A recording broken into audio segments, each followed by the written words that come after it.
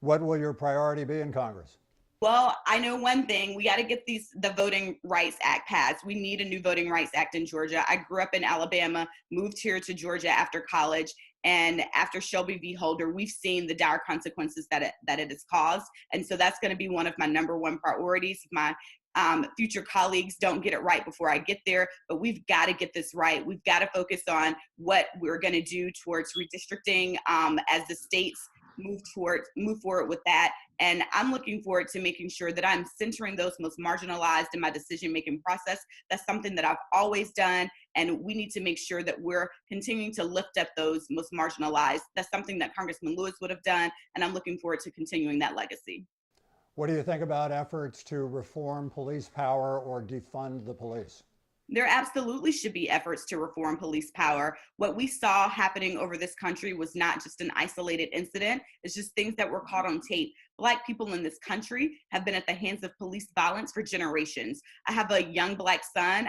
My husband is a Black male here in this city, in the South, and I see what happens across this country on a daily basis. And it is absolutely a necessary conversation that we should be having. I'm glad that people are raising their voices and making their concerns heard to the decision makers. And I've been listening. And I think we need more leaders that are willing to listen to the people in the streets, making their voices and their concerns heard. Would you like to be in alliance with or part of the squad led by Congresswoman Ocasio-Cortez? I'm not trying to be a part of any group. I'm trying to go to Congress to be Nikema Williams. That's all that I can be. People have asked me if I want to be a part of the squad, if I'm trying to mirror Congressman Lewis's work, and all I can do is be Nikema. That's the way that I was raised. That's why I was nominated to be the Democratic nominee, because people know my body of work, and they're looking forward to me continuing that work in the frame of the only way that I know how to do, and that is being Nikema. So you may have just answered this question, but are you up to filling Congressman Lewis's shoes? No one can ever fill Mr. Lewis's shoes. That the only thing that I can do is make sure that I am living up to the legacy that he left behind. There's more work to do. There's different work to do. Congressman Lewis has showed us the way. He's given us the guidebook, and it's up to me to continue that work. But I can't step into his shoes. There will never be another John Lewis. What we saw last week was a nation, a world in mourning, and I will never pretend to live up to his shoe, to step into his shoes and to be the man that he was. I am looking to take those lessons that he taught me and make sure that I am doing everything that I can to move our state and our country forward in the ways that he taught me to do. How hard on you and your family was his death? Doug, my husband worked for Congressman Lewis in both his congressional office in DC and his district office here in Georgia, and on his campaign for multiple cycles. And it was very difficult for us.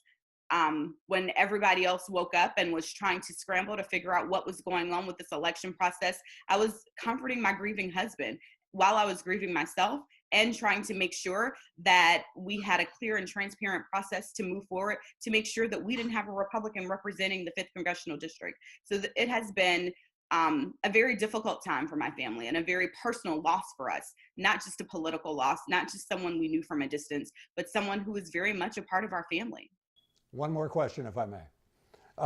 Do you have an opinion on Joe Biden's vice president pick? Should he be picking, how do you feel strongly about Joe Biden picking somebody from Georgia as his vice president? I mean, I'm the chairwoman of the Democratic Party of Georgia, so I certainly love that we've had 2 Georgia women, Black women, in contention for the vice presidency of the United States.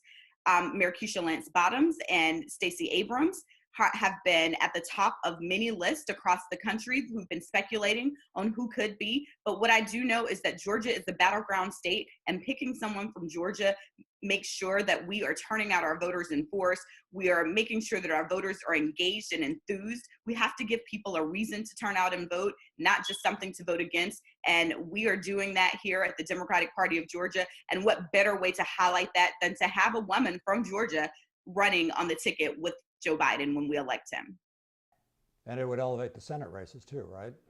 It would. We have many opportunities here in Georgia, 2 U.S. Senate races, our 16 electoral college votes, and Doug, we're going to flip the State House of Representatives.